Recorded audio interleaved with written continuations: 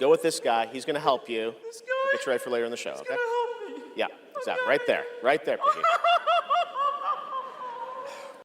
I am so sorry. I am so sorry, everyone.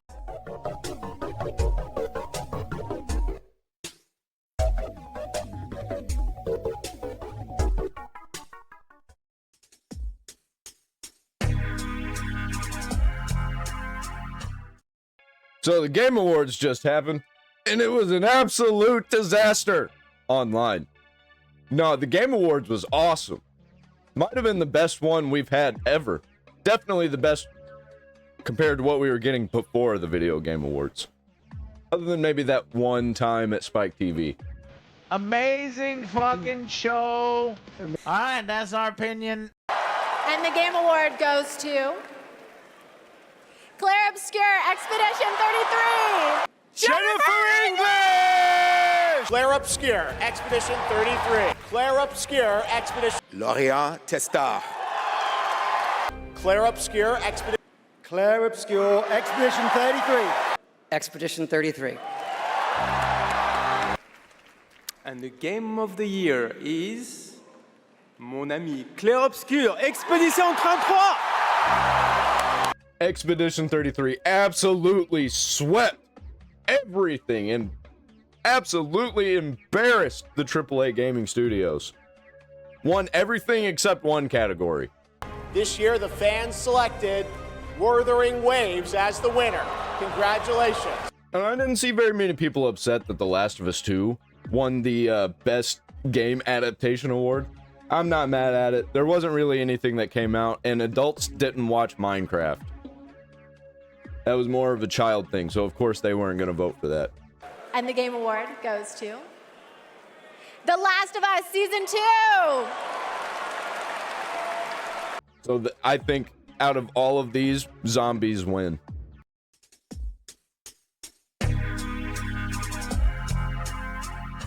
Want to hear some really interesting news about Claire Obscure Expedition 33? They just released their official budget for the game, and it is even lower than we thought it was. How? How could this happen? Originally, based on what we knew about the game, the budget for Claire Obscure was thought to be somewhere around $20 to $30 million, which would have been an incredible achievement considering how good and polished the game is. But this news here just dropped yesterday. The team at Sandfall announced that actually the game cost them less than $10 million to put together, which is insane. Sandfall Was able to build this in a cave with a box of scraps. Well, I'm sorry. I'm not. Sandfall? Yeah, that really has to annoy the rest of the gaming industry. Dude, $10 million. That's what I've been saying, man. You don't need to spend $300 million. If you're doing that, you're bloating your game. You need to spend the least amount of money as possible, do the most that you possibly can with that least amount of money possible. There are people out there making games for free. They don't even have budgets. And they're absolutely embarrassing the AAA game companies. I think the Sandfall should probably make it a goal to spend the least amount of money as possible, but get the most out of the game that you possibly can. I think that'd be a great goal to have for themselves. Not only was Sandfall able to embarrass much of the rest of the industry in terms of sales numbers this year, but now that the Game Awards are done, Sandfall embarrassed them there as well, taking home more awards than any game ever in the history of the show, and apparently pissing off a lot of the competitors who got sick of seeing Claire Obscure win all of the awards. And of course, my thoughts on that are basically good. The rest of the industry deserves to be embarrassed. What with all of their greedy tactics and with their constant obsession with making games that will impress the game journalist class. They live and breathe for these game award shows, it seems, putting all of their effort into impressing the people with the real voting power at the Game Awards, aka the game journalists, which is why we see so much effort and money being poured into graphics in games. Yeah, this is what real passion looks like. This is what real passion is like, instead of just trying to make as much money as possible for the investors. When the actual gaming crowd are much more interested in gameplay and story, we generally don't give a shit if you can zoom in on a game and see the peach fuzz on some character's cheek. Personally, I'm too busy playing the game to give a crap. Hopefully, this is the wake-up call that the people in AAA needed. Stop focusing on critical acclaim and start making games that people actually like to play. And you know, I'm not going to be that pressed if they don't. If we just keep getting shit games constantly, then I'm just not going to play them. I'll play the few and far between games that come out that are great, that I'm wanting, like Resident Evil 9, for instance.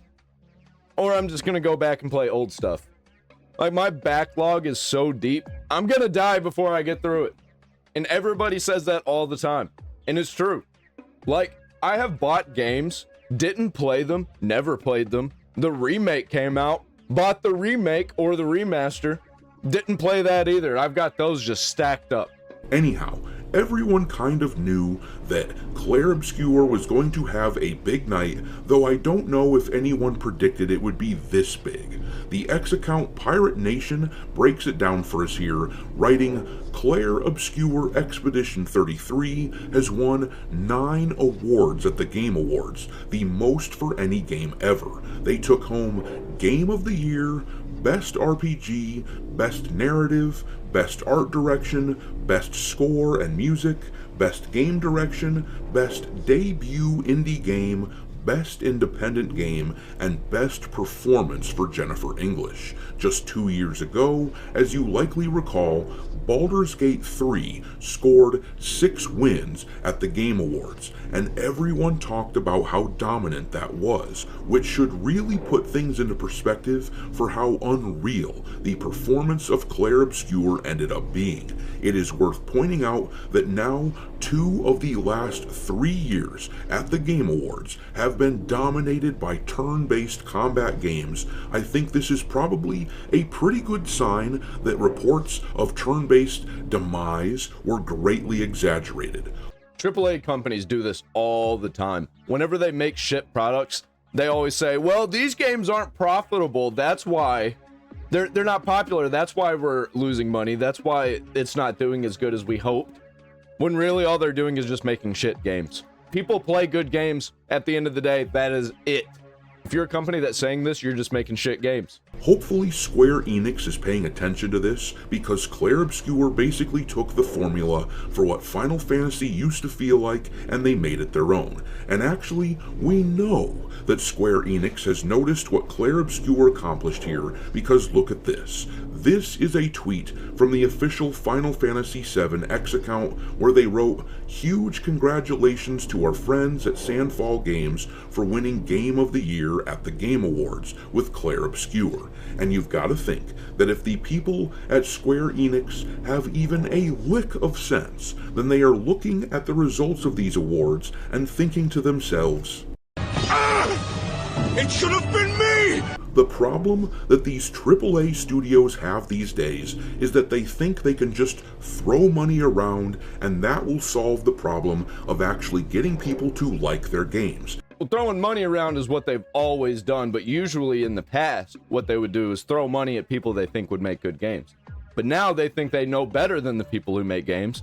They know what makes money, so they get involved, and it shitifies everything because they have no idea what they're doing. They just know that they need to make more and more and more and more money for investors, so the executives can make more money, because if the investors make more money, then the executives make more money, and if the executives make more money, then they can buy bigger boats. And to be fair, that does work to some degree. There are definitely cultural auto-intake zombies out there who will drop $70 on a AAA turd just because some advertisement or some game journalist told them to drop that money. But the philosophy at these studios, and it is blatantly obvious to see, is that they spend all of their efforts, all of their resources on making sure that a game is impressive from a technical standpoint, so that they can get all the critics to go, ooh, and over what they've done. And of course, doing that is expensive as hell. So now games have to cost $70 a piece, if not more. And in order to get people to actually play the game, they spend tens of millions more dollars on marketing. In fact, some of these guys are spending $100 million or more to market their games. I've got friends that'll buy games, somewhat enjoy them at first, they'll gas themselves up, and then later they'll be like, man, I just don't like this game. I think games now, I'm just not enjoying games. Maybe it's because I'm getting older, and that's just not the case. You're just buying shit games for way too much. That's like listening to pop music like Taylor Swift, but wanting Between the Buried and Me type writing. Like, that's not what you're gonna get. They put out trailers and ads that are visually impressive, and essentially they buy off the game journalists, giving them access to their studios and essentially paying for good reviews. And this is their strategy for how to get people to actually buy their games. And then they figure they can sock the gamers, they can sock the little guy even harder for all kinds of DLC, essentially making the game cost $80 or even $90 by the time all is said and done, and you acquire all the content. Meanwhile, if you really want to see how Sandfall is just quintessentially different from these AAA jackasses, take a look at this clip. This is the creator of the game after accepting the award for Game of the Year. And I think that actions are worth more than words. So if you remember, we promised some content a few months ago. So I'm very happy to say that it's releasing now. And you can just go home and play. It's free. New weapons, new quests, new boss, just the cool stuff. So just thank you so much. You changed our lives. You changed the studio's life, and it's really wonderful. So thank you, and for those who come after. Now, he's a little difficult to understand because he's French and English isn't his first language, but what this guy said was that the DLC that they promised for Clair Obscur is available now, and it is free as a thank you to fans. So fucking based. I love free content, man. Free content, cheap content, even if you're gonna charge like $2, $3. Borderlands 2 did that. I fucking love that when they just released these little mini DLCs, $2, $3, and it's really just kind of a small expansion. I love that shit. I will buy that shit up if that is what your microtransactions are going to be, and it's actually going to be that level of good. But Clair Obscur Expedition 33 absolutely embarrassed everybody by releasing their DLC for free. And it might be small, but still it's free as a thank you. Keep in mind that Clair Obscur was a freaking $50 game to start off with, meaning it was a hell of a lot cheaper than most of the rest of the industry right out of the gates, and yet they still just gave away DLC. And to be honest, why the hell not? That right there, that is how you market to gamers. These other jackasses in AAA are dropping $1 million for a few minutes of airtime at the Game Awards, but Clair Obscur just made a great game that people want to play, and they've made an absolute fortune on it. For full context, the game has sold over 5 million copies now. They usually sell for $50 a piece, but when the platform that sells it takes their roughly 25% cut, that leaves Sandfall with $37.50 per copy that they sold. But we have to charge $80, $100 because tariffs and inflation. Good luck with that. If you multiply that by the 5 million units sold, that is over $187 million. If you subtract the development cost, which was less than $10 million, well, let's just say that this small team is doing pretty good. So no, they don't need to worry about charging for their DLC. This essentially works as good advertisement for their next game.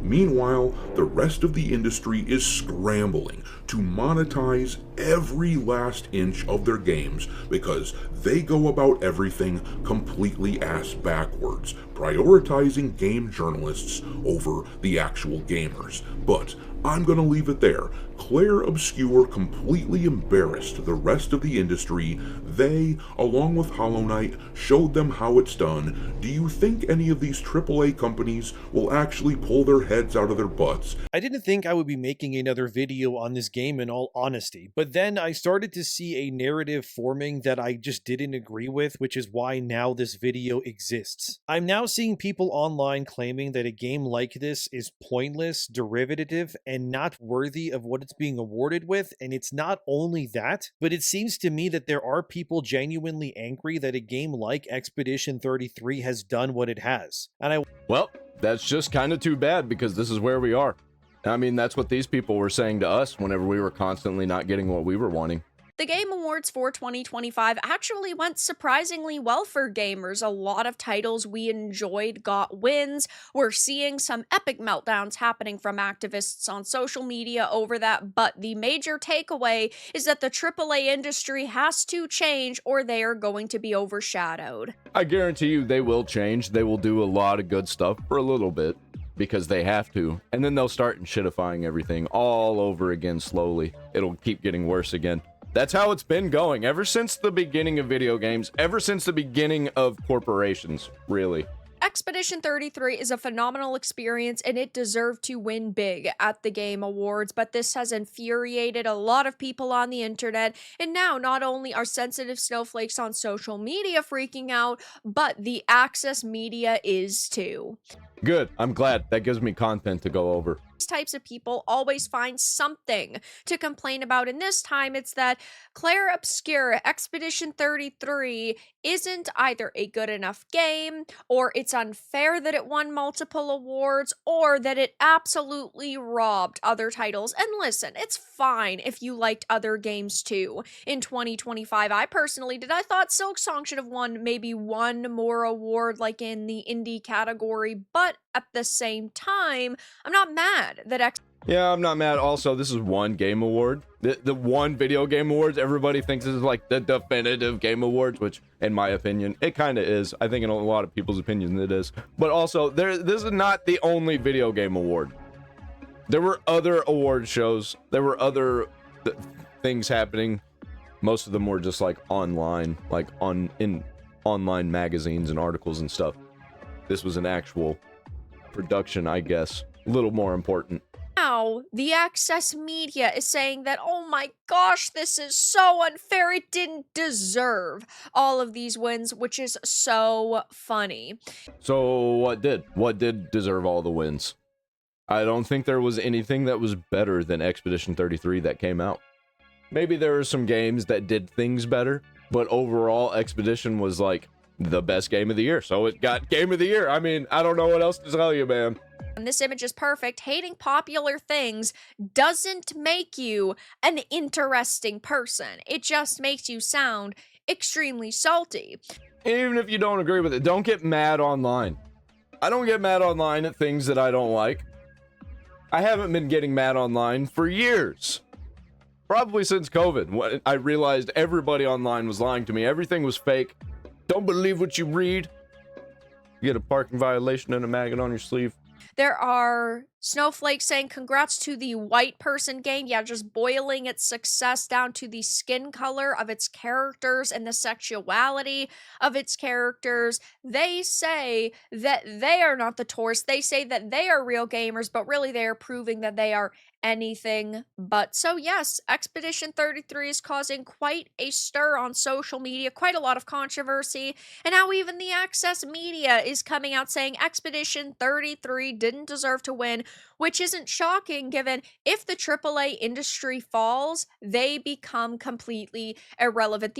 In my opinion, they're already pretty irrelevant when it comes to the online world. People who aren't online, I think, are really the people who are playing all these trash games. There are some people online who are, but I think a lot of the people you see online that are glazing these games or trashing games that we like are either 1, they have an agenda, 2, they're liars, or 3, they're completely fake.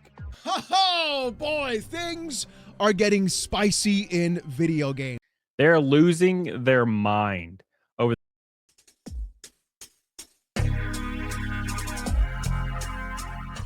the Game Awards. Now, you want to know why they're losing their mind over the Game Awards?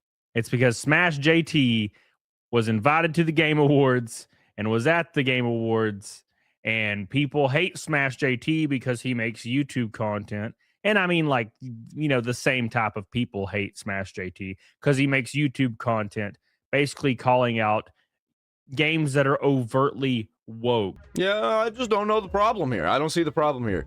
Smash JT is doing the exact same thing that the leftist freaks do. It's just that Smash JT is not evil and he's not a liar. So they fucking hate him, dude. Because he's more popular, more liked than they could ever be. It's definitely jealousy, it's definitely evil, it's definitely lies. It's definitely, they don't want regular things to exist. They just want degeneracy and evil and for everything to just outright fucking suck. And honestly, they probably want us dead. As you'll see as we keep going talking about Smash JT. All right, so anyway, Smash JT went to the awards. Now, look at the fallout from Smash JT just going to the Game Awards. Look at the fallout from this. People are losing their mind, and this is what they do. So the reason people start losing their minds, by the way, is because they're trying to force some kind of reaction. So what they're trying to do is get like the Game Awards to apologize or something. So yeah, and if the Game Awards apologizes, if they do cave, then they're going to freak out even harder. They're going to find other issues, and they're going to want Game Awards to cave, and they want it to cater exactly to them. And they'll keep doing it. They'll keep going and keep going and keep going until they start tearing each other apart over it. That's how it goes every time. You can't listen to them. You can't cave to these people's demands. They're not real. They're fucking leftoid freaks. They're demons.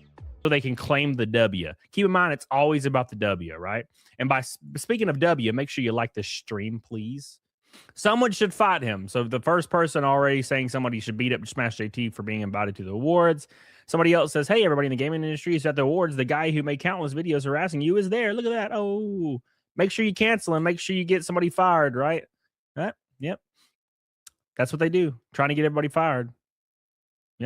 Yep. This guy keeps saying, God, let me just run into this guy at a convention. And you know what he would do if he ran into Smash JT at a convention? He would say nothing because they never say anything. Until they do some kind of weird, crazy, violent attack. Because they feel like they're being threatened. They feel like their life is in danger, or they're protecting other people that are like them. Dude, it's so fucking insane. And you can't say that they won't ever do anything. You can't say that these people won't do anything because they're fucking terrified. They're fucking terrified and they're angry. And those are the most unpredictable. You think, oh, this guy's a pussy, he'd never fight me. And then you'll be like, you know, walking to the bathroom or something, and then you catch a knife to the side of the neck. These people are violence-brained, degenerate, and retarded. I attended the Game Awards, Jeff Keighley's Game Awards, in person with my son, and we had a great time. Memories made for a lifetime, and he was all excited about it. He came home from school today talking about it, telling his friends, telling me stories about how he was telling all his friends about it and what he did and how all the games were showing up. Loving it. It was amazing. We had a great time. And honestly, genuinely, I didn't think much of it, even going up there or coming home. Maybe it's just my ignorance, but I just wanted to attend the Game Awards. I had passes sent to me, and I was like, sure. And wouldn't you know it, this snazzy picture of this snazzy fellow here really set off a lot of people. And I expected there to be like a couple, you know, the regular people that just can't stand every breath I take for whatever reason. But my goodness, Blue Cry blew up to the point of like, I couldn't even keep up with the messages. Everyone was DMing me screenshots being like, dude, look what this person said. Look what this person said. Holy crap, they're losing their minds over you just appearing, daring to exist at the Game Awards. Smash JT is kind of making light of it in his videos, but I bet in real life he's like, holy shit, what the fuck? He needs to keep himself protected, you know. I think he needs to get some kind of security. I don't know how much money he's making, but he needs to get some kind of security whenever he's out and about. And he needs to really watch his ass because these people are fucking insane. And if they see you in public, they'll think that they got their chance to save the world. They don't see themselves what they're doing as terrorism because they think that you are the terrorist. They think that we are the terrorists. Just wild. And to be clear, no issues whatsoever. Every interaction I had with people was pleasant. People were super chill. People I sat by were hardcore gamers. And yeah, because these leftoid freaks, they're not actually, you know, part of the gaming community. They're not going to go to something like this unless they're going to go there to cause problems. And we were having great conversations throughout the night while we were watching the awards and talking about what we loved and what games we were looking forward to, talking about games that we really wanted the other person to play, stuff like that. It was just a great environment. And then after the show was over, we left, got in the car and drove home. Like it wasn't really much to write home about as far as like the event itself. Was just a very normal, fun night. It was great. But my goodness, these people would make me out to be Satan himself in the flesh. And how dare Jeff Keighley allow me on the premises because I'm just such a bad person? Well, yeah, words are violence. So that makes you a terrorist, Smash JT, in their eyes. Although they say the most hateful, most putrid shit that you could ever think of all the time. Because they're hypocrites, they're liars, they're demons! And I said, time for the meltdown thread from Blue Cry, hearing that I attended the Game Awards.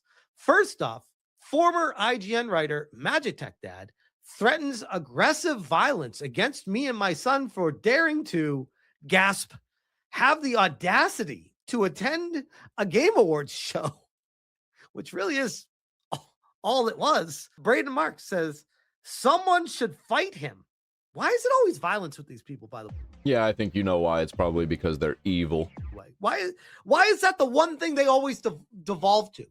I'll do it. All right, tough guy. Kate Bush's husband. Lol. Hey, everyone in the industry who is at the Game Awards.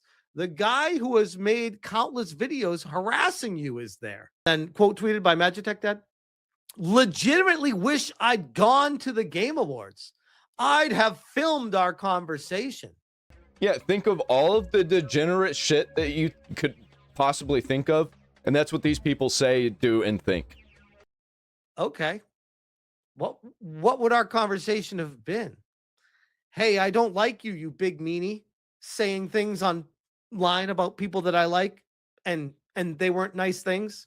If there was no way for them to crash out and start screaming and crying and stuff, then they probably would have been like, hey, Smash JT, and then just like left, and there wouldn't have been a conversation.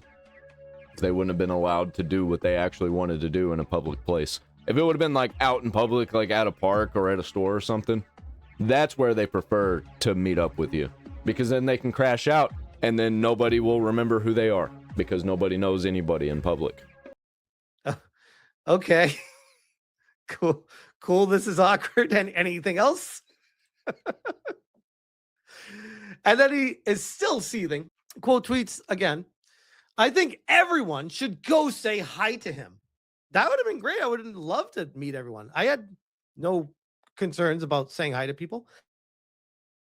Maybe I'm ignorant here, but I kind of feel like this is coded language to have someone hurt me. I don't know, call me crazy, but I think that's what he's doing here. Yeah, no, 1000%. That's exactly what he's doing. These people do it all the time. That wink, wink, nudge, nudge bullshit that Hassan Piker does. Yeah, fuck that. Rebecca Valentine, who we'll speak about in a follow-up video because, my goodness, that situation in itself is a mess.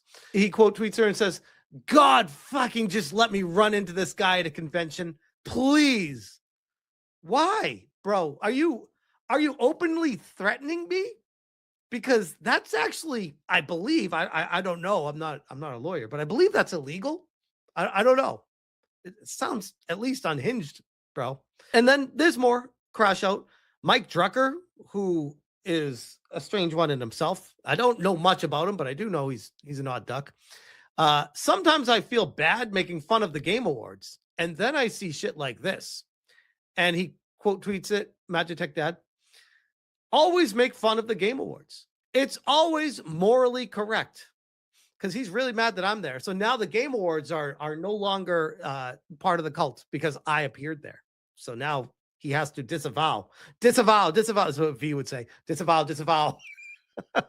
Yun2 replied, I hope someone punches him.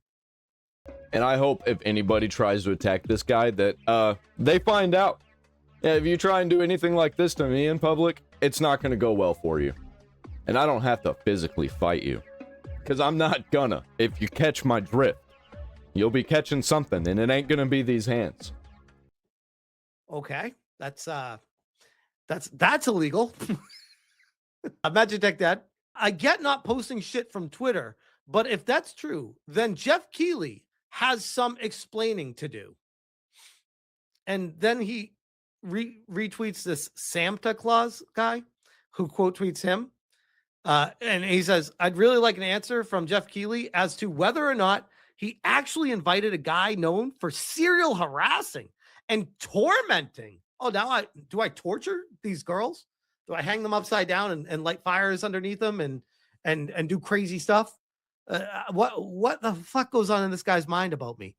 Yeah, see, that's what I was saying. These people think that words are terrorism.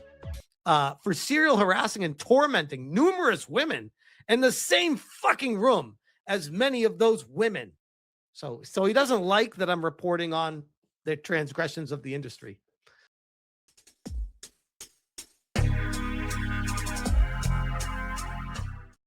Ghost of Yotei was at the Game Awards for, I think, what, 1 or 2 nominations.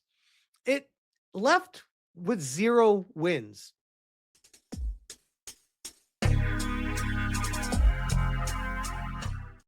You know, sometimes our last reveal at the Game Awards is a teaser for something years and years away. But not tonight. Our final world premiere comes from 61 members of the team that built Apex Legends and Titanfall.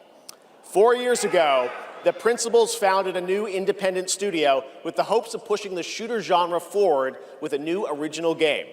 They've done it in complete secrecy, which is even more amazing because the game is very deep into development. The power of independent, self-published studios to push this medium forward is a growing and I think positive theme in our industry. And so tonight, you're not only going to get the announcement of the game, but also your first look at the gameplay. I've played it, and after you see this trailer, I think you're going to want to as well. Welcome to Highguard. Yeah, that was a hell of a speech. Hell of a reveal. Let's talk about it, dude. It's absolutely fucking embarrassing. While it was amazing to see Expedition 33 dominate at the Game Awards 2025, we saw a lot of rough announcements, and the final one of the evening, the one Jeff Keighley looked like he was going to cry over, is straight up modern audience slop, and it is being dunked on already. Alright, so this is the big new release that the Game Awards was hyping up for weeks, and what the actual hell is this? This character looks like shit. Is this Concord 2.0? What if I said yes? How they are getting annihilated for it, and rightfully so. Over on their Steam page in the discussions tab, there is not a lot of positivity going around. Next Game of the Year is here. Announced at the Game Awards triumphs. At the Game Awards, just watch. Yeah, they are farming jesters. Why Highguard? Concord's biggest competition. 100% dead on arrival. No one cares about generic-ass hero shooter FPS games anymore. Titanfall 3 died for this crap. Slop, anything but making Titanfall 3, but nah, we totally asked for this Concord 2. Excited for Concord 2. Is this game pay to win? And we don't have any idea on the monetization model. I am just making my best guess compared to their most recent game, Apex, and it's not going to be pay to win. Though, who really knows? I could be completely wrong. They could change the monetization system, and it could be terrible. I can tell you, I don't even care that it's free to play. I'm not playing it. I don't play a lot of free to play online games anyway. Definitely not going to be checking this one out. This one looks less interesting to me than Marathon. Honestly, I think Concord had more style and was less generic than this. Last night was the Game Awards, and there was a stat that chat was regurgitating that I didn't believe. I thought it was so outlandish they must have escaped from a mental institution and were spewing a bunch of mumbo-jumbo until I checked and verified the authenticity. The claim was that last year's Game Awards had higher viewership than the Super Bowl.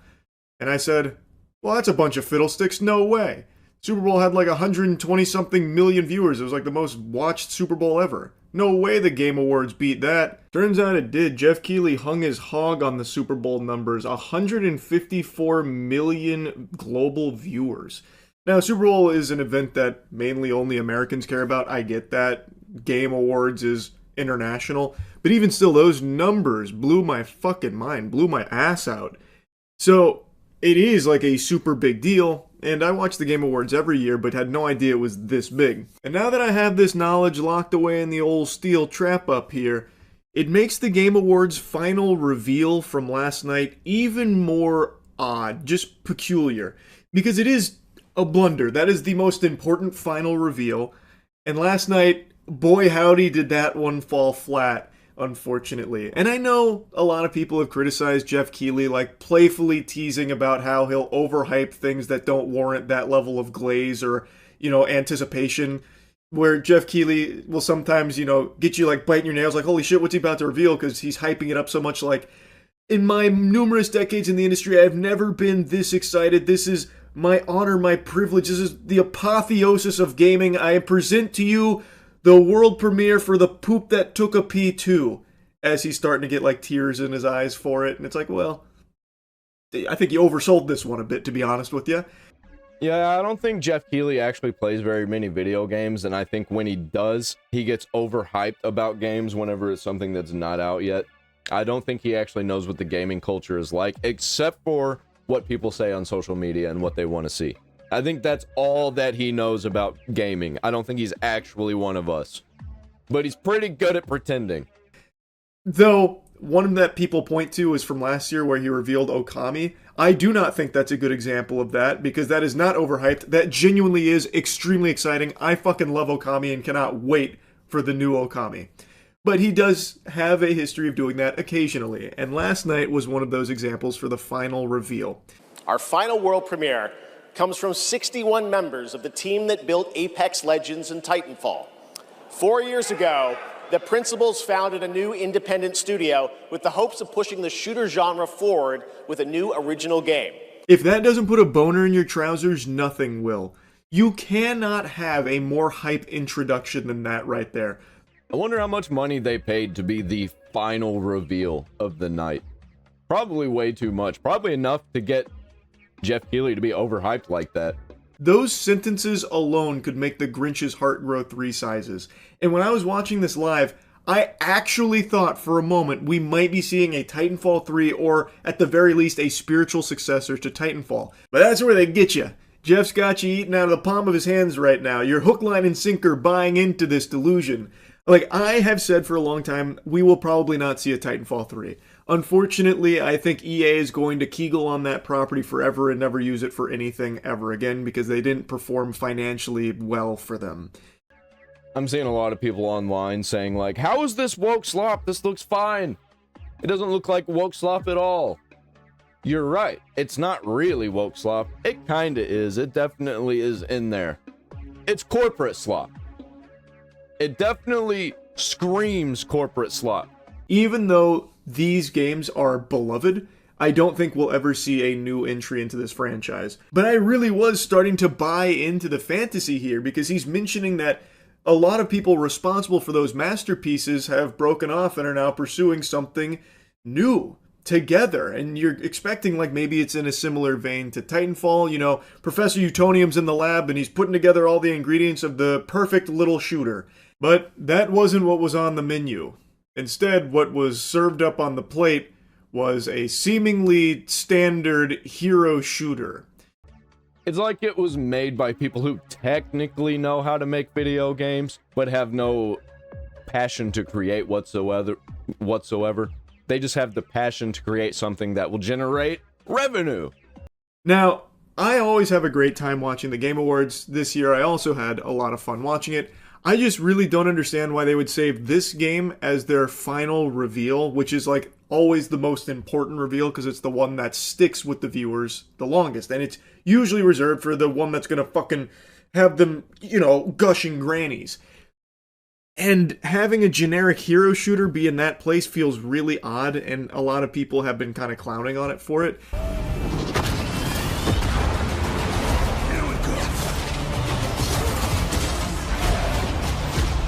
Bringing the heat.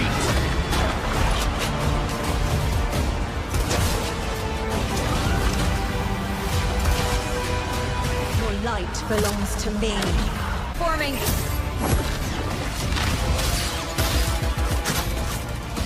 Light up.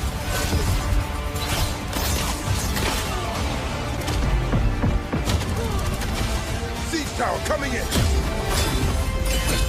It's not the most exciting looking game. It's not going to put you on the edge of your seat there. And it does give me a similar vibe to Concord when that was revealed, unfortunately.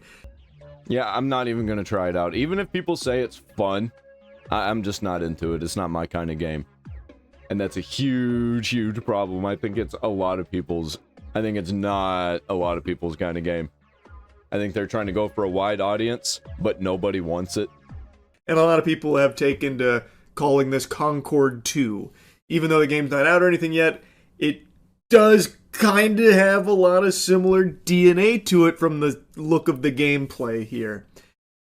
And it just feels like a game that shouldn't have been saved for last as like the big oorah. This should have just been a game that they show somewhere in the middle or towards the beginning where it's like, hey, this game's also right around the corner if you want another hero shooter, like if you're really salivating for more hero shooter action. Here comes Highguard.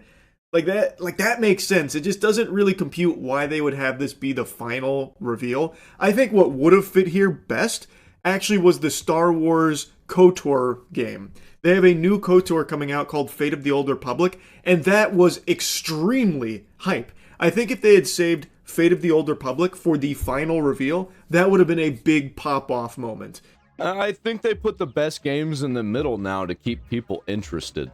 They need to start putting actual good, amazing reveals at the end, though, or people are going to stop watching to the end. They'll just watch the stuff in the middle, and as soon as it gets to the end part, they're going to click off. They might stay on to see possibly, like, you know, what bullshit game is going to be at the end. They need to start putting good games at the end. And this isn't just a video game awards problem. This happens at, like, almost every trailer reveal show. Because that is something that a ton of people, myself included, cannot wait for. And now I need to go back and replay KOTOR 1 and 2 because it is so cool. That is something people have really wanted.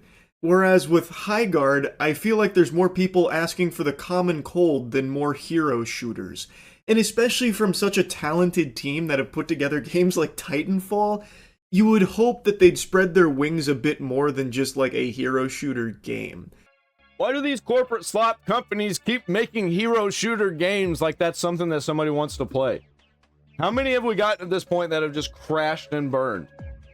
This seems less of a Concord 2 situation and more of a Battleborn 2 situation. Anybody remember Battleborn? Or like Heroes of the Storm, even though some people did play that game.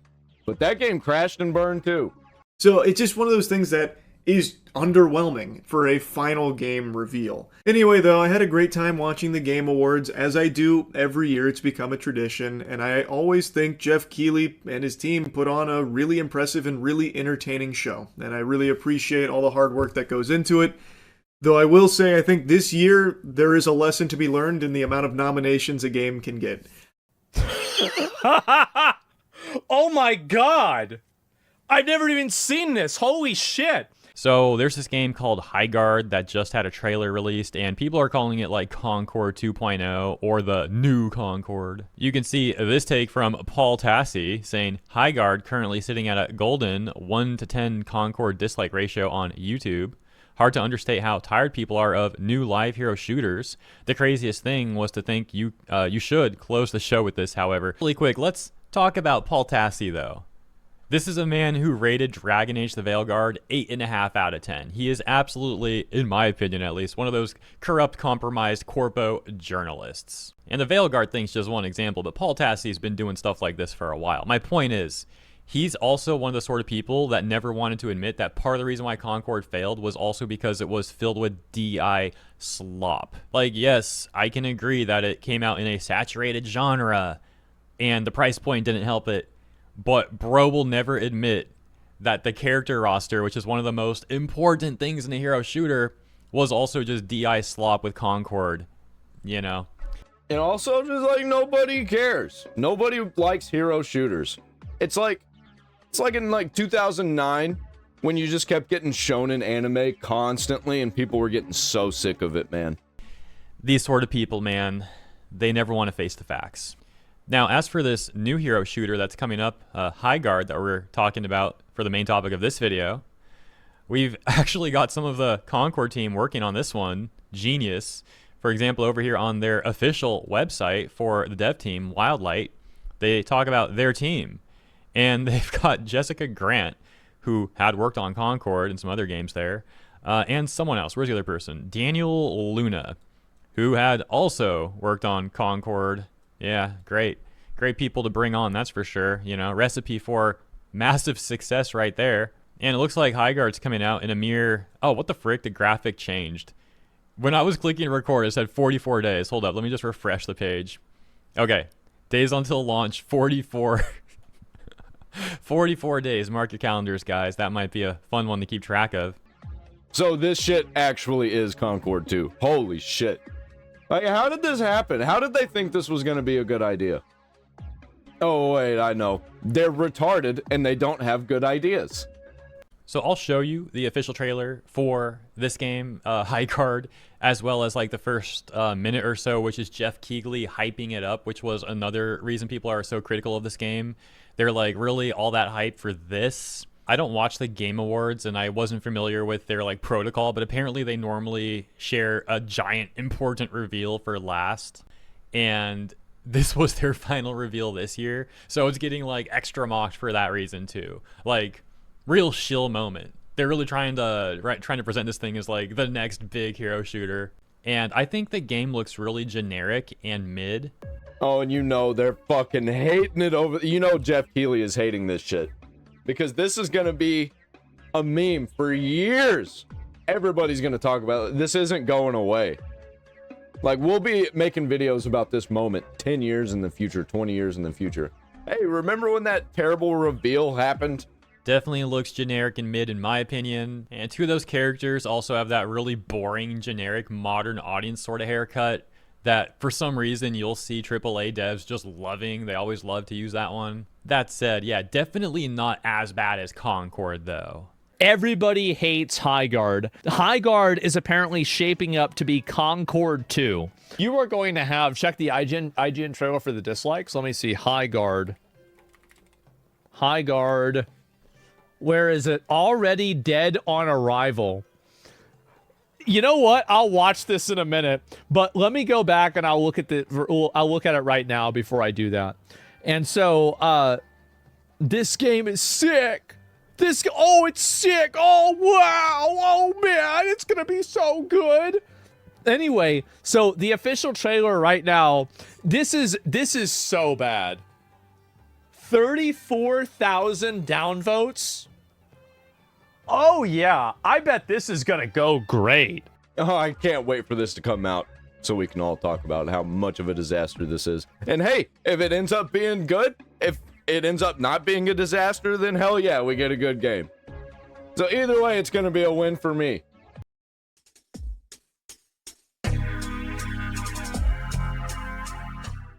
And is this so he's thinking about me? So he's sitting there with his friend. He's watching the Game Awards, and he's still thinking about me. Only one Woke Award. I love how, like, I'm the focus. Like, it has nothing to do with me. Like, it really has nothing to do with me at all. Just for context, he's pocket-watching Asmon's 120k viewers chat to find things to get mad at, while his stream dropped down to less than 20k viewers. Is Asmongold's chat screaming woke? No, they don't mind seeing little girls. You know, like, who the fuck cares, man? Just watch the show. It was a good show. Everything was fine. No, it wasn't his type of show. It wasn't a woke show, so he wasn't interested. That's a little weird, isn't it? Somebody's having a bad day, huh? Especially if the little girl is white. Now, if the little girl was black... Just so that we are all on the same page, he's literally implying Asmon's viewers are racist pedophiles. Which one of us, again, has accusations of going to a brothel and sleeping with somebody who's underage? That's very interesting. Old enough to count, old enough to mount? Question mark? The gay shit again, someone said. Oh my god. I love how he's watching my chat and not actually watching the show. J. Abrams I'll be honest, and the I creator just of Left 4 Dead, pushing this Mike gay Booth. agenda. So true, Austin. You've got an imposter in your house, Hassan. By the way, this is obviously a joke. Austin is gay too, but Hassan is tunnel-visioned on hating Asmon. Maybe he's being paid by Israel. Hassan Piker is now fighting with his own audience on how everything ties back to the Israel talking point. Why don't you just enjoy games, Hassan? Why can't you just shut up and just enjoy games? That's what we've been getting told this entire time. And then look at him. He can't even enjoy games because he's too fucking mad. Okay, my conspiracy theory is literally this is because of Israel. You know? And he's mad. He's mad on his own stream. I think he might need a second shot collar. A Prime subscription is free. Use it on your favorite broadcaster. Hopefully it's me and not Hopefully it's always being. or hopefully it's me and not Asmon. It's really just sad. I don't even know what to say. Games that went broke, more like Wander Slop. He finds like 5 comments and he's like, see, I told you. Woke trash, ew, trash and gay. Ah, the woke award. The woke game awards made by white women, lol, gay, fat. And you know, if it wasn't woke, then why would you immediately assume that people are going to say this is woke? It's almost like it's obvious that something is woke. You fucking moron. You fucking loser. Literally who? Lesbos. Hey, please don't say that lesbian word. Oh, you're getting tone policed again. You're getting tone policed in your own chat again. I hate all of you. I hate the woke. I hate the left. I hate the woke. He's getting told what to do on his own stream. Why is he reading this? I don't know why he's reading this. This is amazing. I have no idea what you're talking about. I don't know what you're talking about. Yeah. Nominee for Like the most word lesbian is a anticipated game, slur? and tonight, Lesbo is particularly I'm assuming that's what they're saying. White women, lol, gay, fat. So he really had a good time, and apparently he turned off his stream. He didn't even watch the whole thing. Hassan has little white girls on his mind. He's not beating a brothel allegations. That's the thing, is like, why do you keep saying all of this weird stuff that, by the way, I have never played into? And this is the thing. This is the reason why I never feel bad for Hassan, is that he is the absolute pinnacle of implying things, of insinuating things, of also just simply saying things. Is Asmongold's chat screaming woke? No, they don't mind seeing little girls. Too bad. It couldn't have happened to a worse person. I love this arc that we're in where people have finally figured out Hassan Piker is a douche. He is an evil, manipulative liar. And I think half of the people who watch him now just make fun of him. He's a lol cow. That's how that works.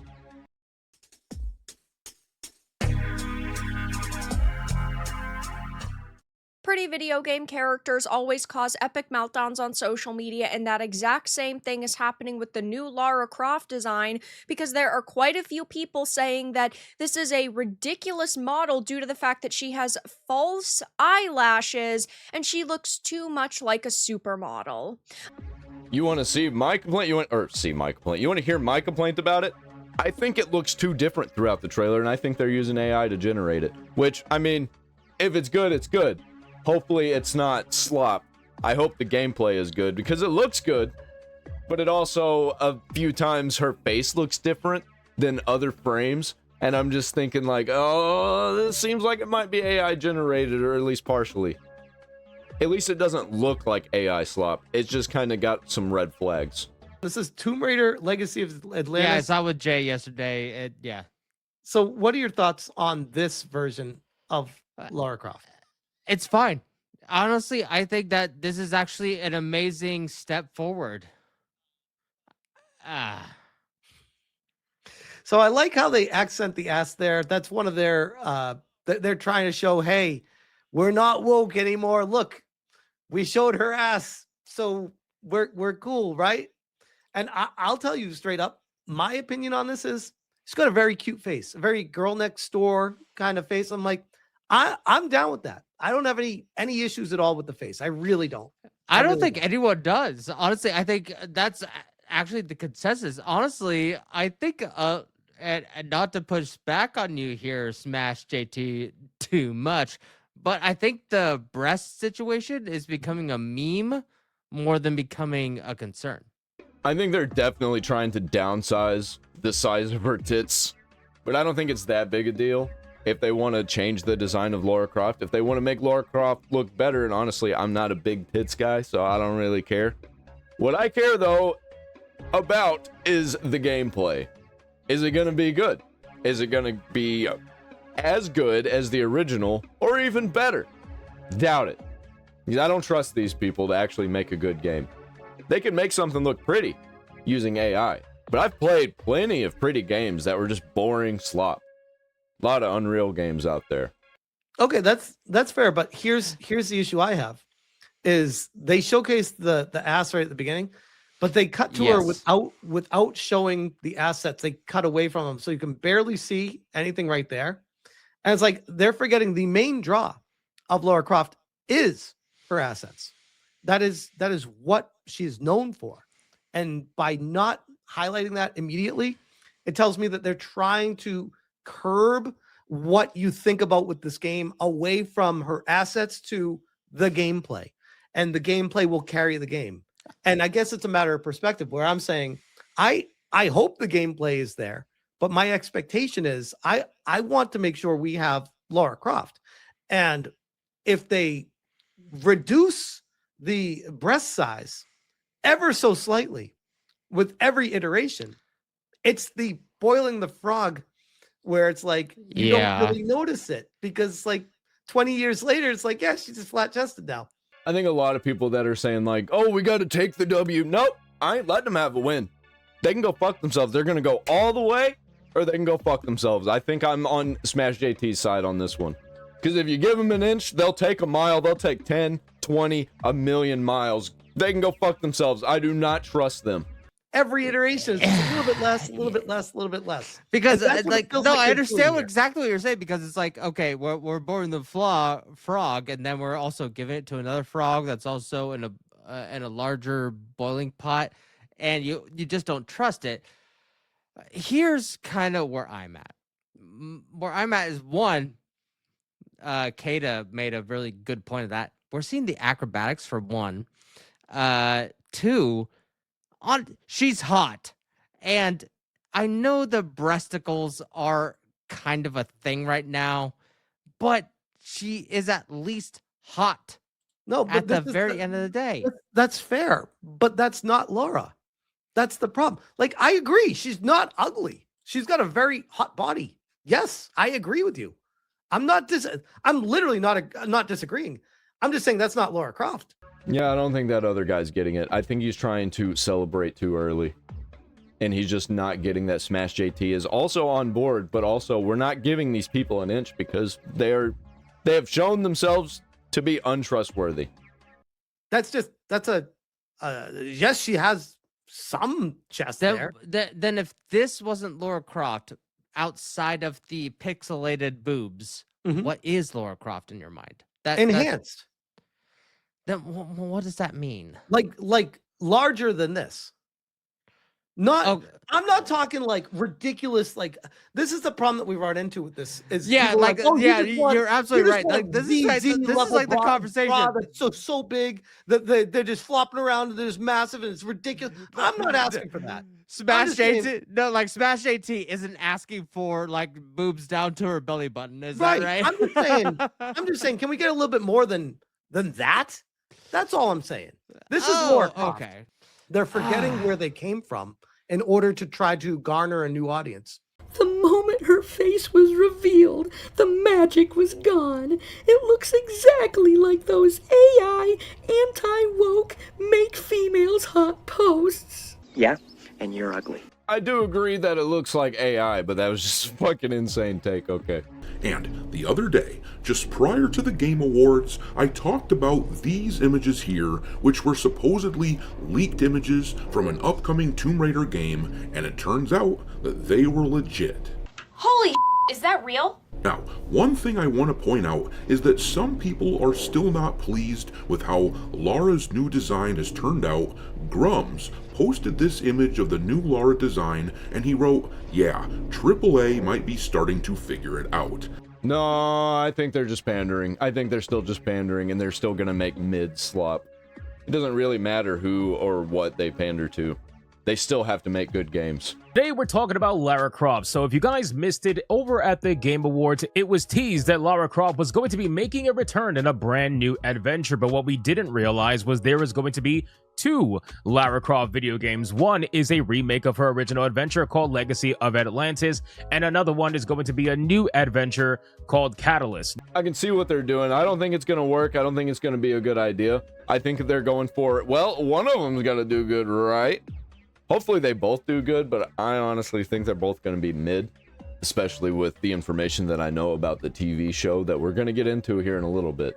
Now, I don't really know the story elements too much about Catalyst. I don't think anybody does. The trailer really didn't show too much other than a completely different Lara Croft and some weird looking character with sunglasses. I don't know what the hell they was on screen, to be honest with you. But we're going to focus on Legacy of Atlantis until I know more information about Catalyst, and then I'll probably make a separate video about that. So Legacy of Atlantis showed up on screen, and when we're looking at Legacy of Atlantis, this is what it reads for the Steam description. It says, experience the pinnacle of adventure with Tomb Raider Legacy of Atlantis, a stunning reimagining of Lara Croft's 1996 genre-defining game with jaw-dropping visuals powered by Unreal Engine 5, modern gameplay, and new surprises that honor the spirit of the original.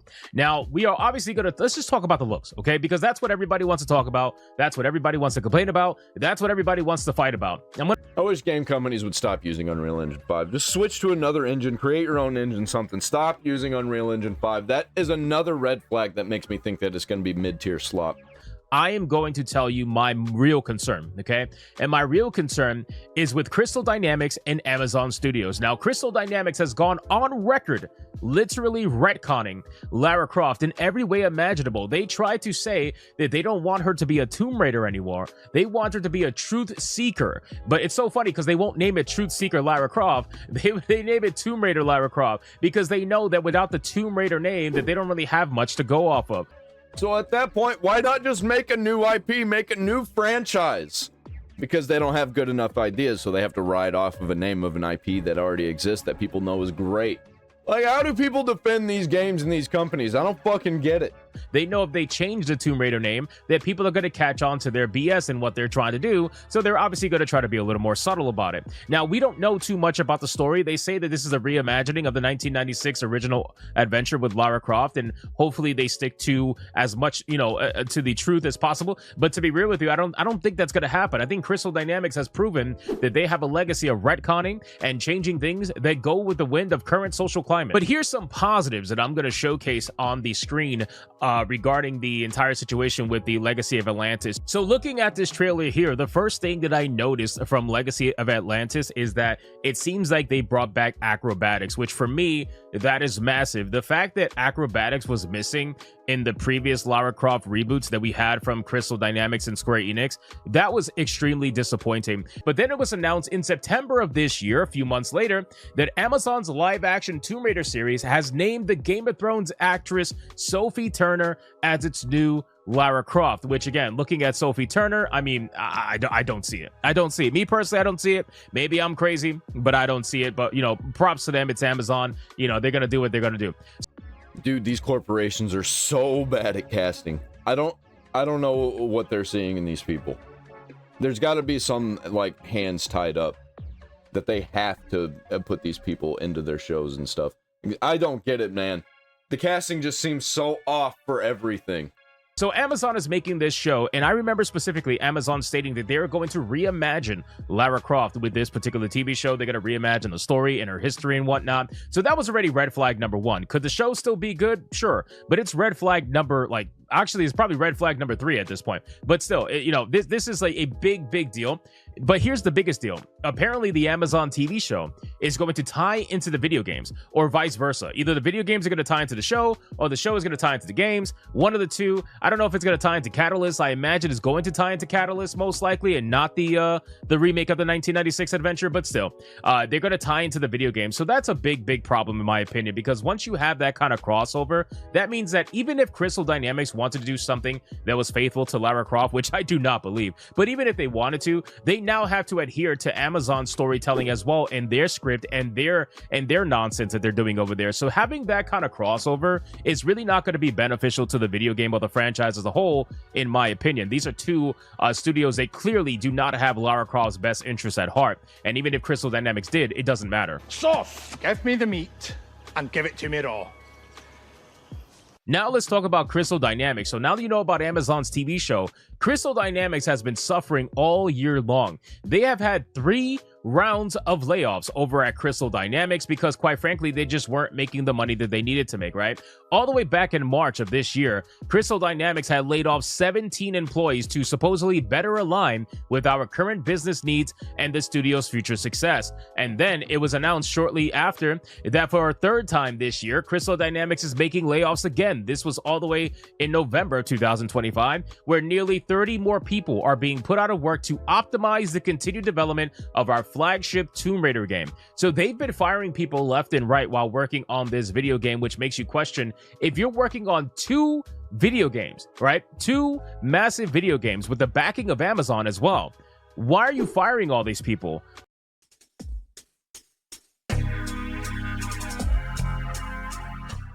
You know, ladies and gentlemen, if there was one announcement that was going to come out of the Game Awards that I thought would have literally 0 controversy whatsoever, I figured it was going to be the announcement of the upcoming video game from Larian Studios. There was a statue that was showcased at the Game Awards, and we're going to get into it later on in this video, but essentially it was spoiled to be Larian Studios' upcoming video game called Divinity. Now this video game is going to be an exciting entry into the RPG ecosphere, where we have another return to form when it comes to dark fantasy video games. And unfortunately, it seems like not only are people super happy about it, but people are actually complaining about it, because apparently the video game Divinity is just too adult, right? Apparently the video game Divinity is too graphic, it's too gory, it's too whatever. People are actually upset. Good. I'm glad. I'm definitely going to be buying this game. I cannot wait. Baldur's Gate 3 was fucking fire. I think this game's going to be even better.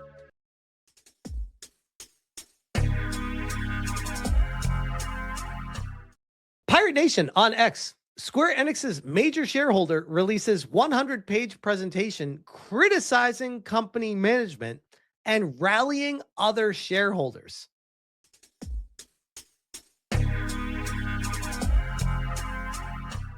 But it's for the next big problem in gaming which is coming, and that is memory chips. As WCCF Tech reported here, Nintendo just lost billions of dollars in value due to memory shortages, and this fall is not stopping anytime soon. This is not necessarily unique to Nintendo, since places like Samsung already are making changes to their business or even framework, as seen here, confirms that prices are going through the roof for memory chips, but they apparently still won't overcharge for them, which, yeah, I'll believe that when I see it. But this news all started and originated from Bloomberg.com, which confirmed that Nintendo had lost billions because they decided to release a new console during a digital famine, is pretty much the best way that I can describe it.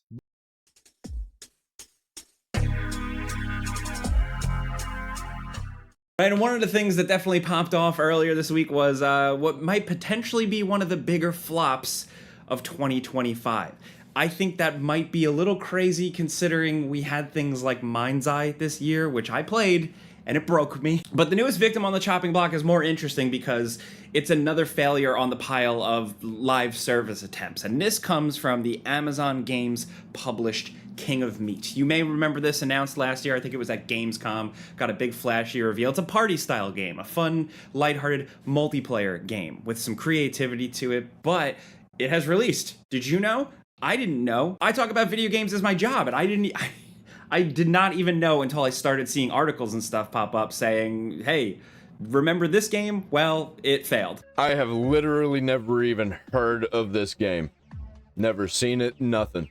With Insider Gaming reporting the studio, Glowmade Games, doing layoffs, but also PC Gamer reporting that according to SteamDB, the player count peaked at 320 people, and that was during the game doing like a free-to-play weekend. That doesn't include console numbers. We don't know like the PlayStation, Xbox numbers, but I don't think they're going to be that much better, considering I thought this game kind of felt tailored for somewhat of a PC audience, a younger PC audience, but still. And the report from PC Gamer also states that the studio was expecting 100,000 concurrent players for this game.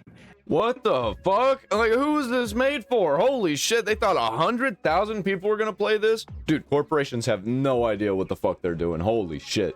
And the fact that they got to 320 sounds to me like a brutal failure, and really like a big question of what happened, because they spent money on the game. That's the thing. People think that it wasn't advertised, they let it out to die, but when you look into it, they did try. They had that big reveal at Gamescom, they had ads that like people did take account of them.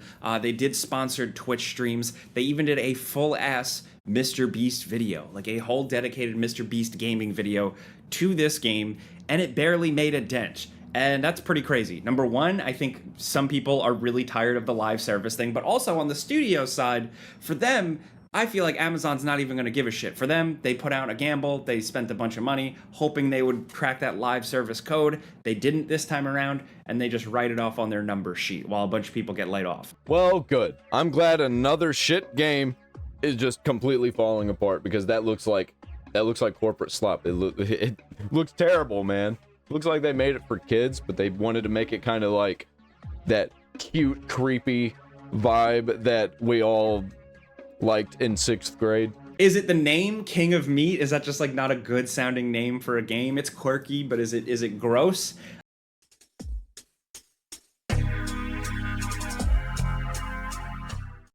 Speaking of corporations screwing up like the previous story, let's talk about Activision, Blizzard, and Call of Duty. After the launch of Black Ops 7 and just like a lot of conversation online about that release and some of the issues with that game, the development studio behind Call of Duty, the whole thing came out with this big old wall of text. It's one of those. The big thing is that they're changing their strategy with how they release games, and I quote, "We will no longer do back-to-back releases of Modern Warfare or Black Ops games. The reasons are many, but the main one is to ensure we provide an absolutely unique experience each and every year." Each and every year. Dude, what happened to them not releasing Call of Duty every year? What happened to that? That immediately went out the window. We will drive innovation that is meaningful, not incremental, which is like a no-brainer, dude. Like, yes, obviously, like Black Ops 6 was great, so a company wants to ride on the momentum of that and release a Black Ops 7. It's such a short period of time. People are still recovering from the last one, and the whole thing with Call of Duty was them shaking it up, kind of kept it interesting. I still think they should go a step further than this and not release a game every year.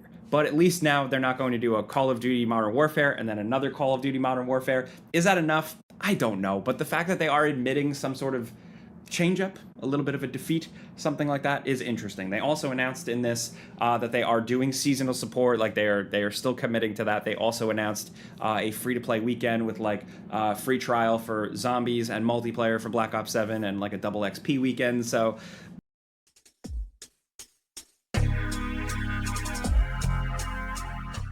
to follow up from our report last week, we talked, of course, about Warner Brothers and Warner Brothers Game Studio, specifically for us, for gamers, being acquired by Netflix. That seems like that's still going to be a thing. It's still shaking out.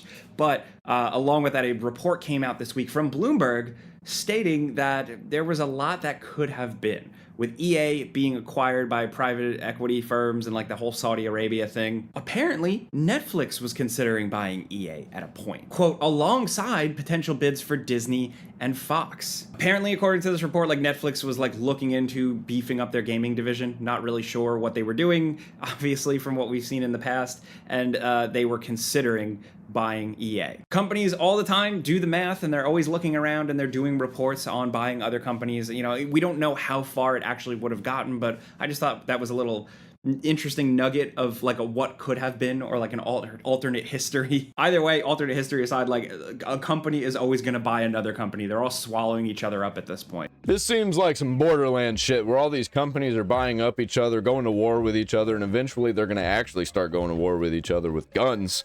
And then you're just going to have a complete collapse of all these corporations. Then you're going to have one super ultra mega corporation that basically rules everything. They're going to have a base in space with a laser that's attached to the moon that can basically destroy anything on Earth. It's coming!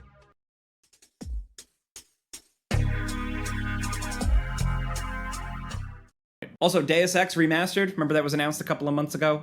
Some of the visual changes, the tweaks were divisive, and that actually led to this development studio delaying the game. Deus Ex Remastered was slated for February 5th, 2026. Now they said that they've listened to the feedback and they are delaying the game so they can meet fan expectations, but no new release date yet, so we have no idea.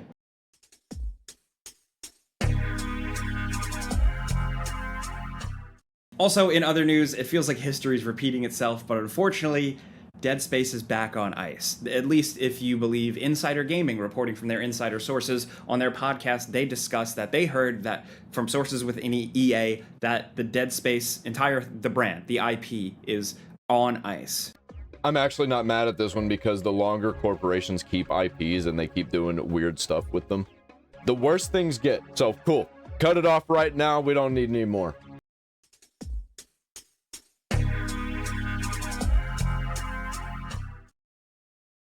Wonder Twin powers, activate! Form of... Are they them?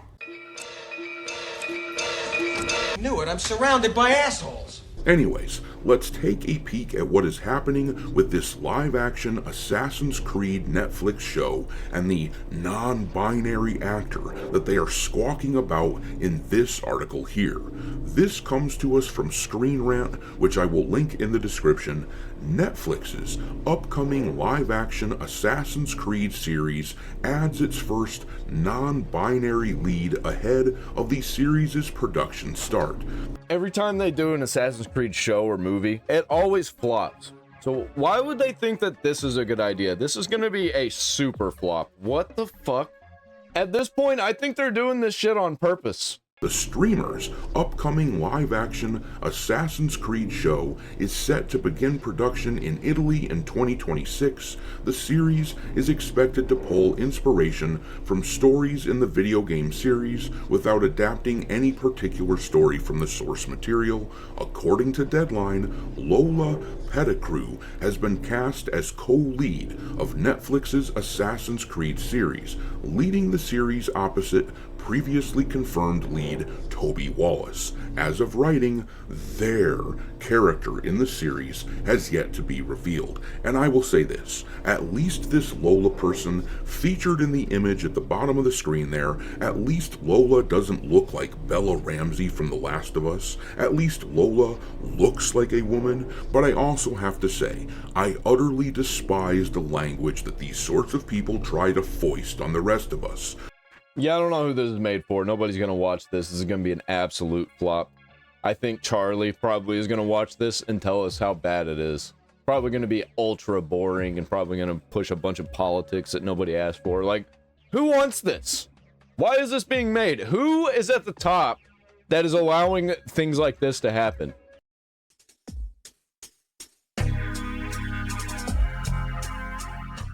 A significant one is Total War Warhammer 40k. This is absolutely huge for the Warhammer franchise, and the fact that not only did they reveal it, but they showed some gameplay. The gameplay looks out of this world. I am not a hardcore 40k guy, but I can't imagine them like looking at those visuals and not shitting their pants. I've never played a Total War game, but this Warhammer 40k game, ooh boy, let me tell you, I'm interested. I love me some Warhammer. Also, we're getting a new Forest game.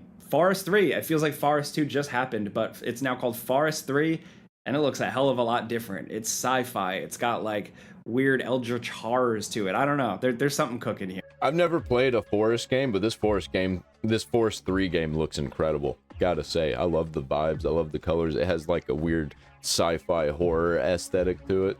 I'm totally into it, man. Also, Gang of Dragon, this just looks cool.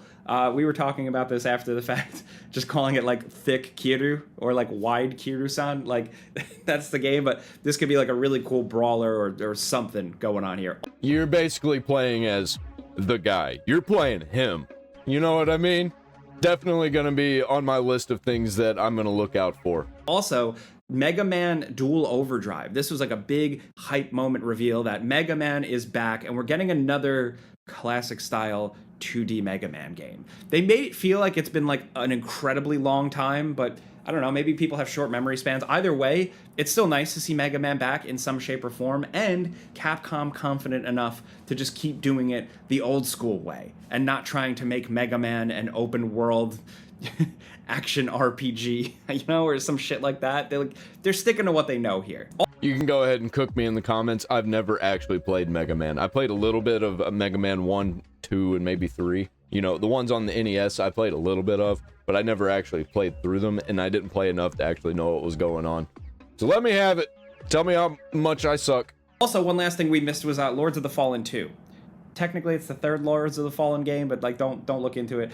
This follows up the last game, which was pretty cool, and they could definitely build on a lot, and the trailer was absolutely awesome. But in terms of like the big greatest hits for the Game Awards to get you caught up, the first is Control 2. It is called Control Resonant. It seems like it's going to be coming out in 2026, and it was a great trailer, setting the stage, New York, and it's Dylan Fate, and now you're playing as Jesse's brother, and it looks like it's going to be melee combat focused. Which, like, holy shit, the way they showed it, it looks crazy. It's like Remedy making a Devil May Cry style combat game in the world of, you know, their shit. I think this is really cool. I also like that they didn't just make Control 2 and it's like the same old thing. Like, they're trying to keep things interesting and shake things up, and I'll always commend them for that. I love the first Control game. I love Alan Wake, and I'm definitely going to be checking this game out. I'm probably going to buy this one. No Law really caught my eye. This is like a cyberpunky first-person adventure where you're just like a badass dude with a mustache. The visuals, everything, the action just looked really, really good. Almost like it had some immersive sim elements as well. And yeah, this one definitely seems like it's going to be a budget game, something that I'd pick up for maybe $10, $20 when it's on sale. so, you know, I was going to end on the best, my favorite, my GOAT, Leon S. Kennedy, returning, the worst kept secret, but he is returning for Resident Evil 9 Requiem. Seems like it's going to be a joint thing where you play as both Grace and Leon, and we got to look like a brief glimpse at Leon combat, and it is Resident Evil 4 style Leon kicking ass, using a chainsaw at a point. I'm very happy to see this as an old school Resident Evil fan from literally day one. I haven't been more excited for a video game in years. I think the last time I was this excited about a video game was the Resident Evil 4 remake. And here we are, another Resident Evil game. And they lied to us, man. They said that Leon wasn't going to be in it, and I'm glad. I've never been so happy to be lied to in my life. I say not to pre-order games, but I fucking pre-ordered this one, man. There are just those certain games that you know, and I cannot fucking wait. And it comes out in like 2 months, man. I'm still skeptical because like they baited me in with Village with Chris Redfield, and that still kind of wasn't like enough for me. But I think this game is so far hitting all the right notes. Leon is really cool, but also just like the setting, the style, the atmosphere, the villains that they have shown. I am very intrigued. Also, I really hope one day I can age as well as Leon has, because damn, nice job, buddy.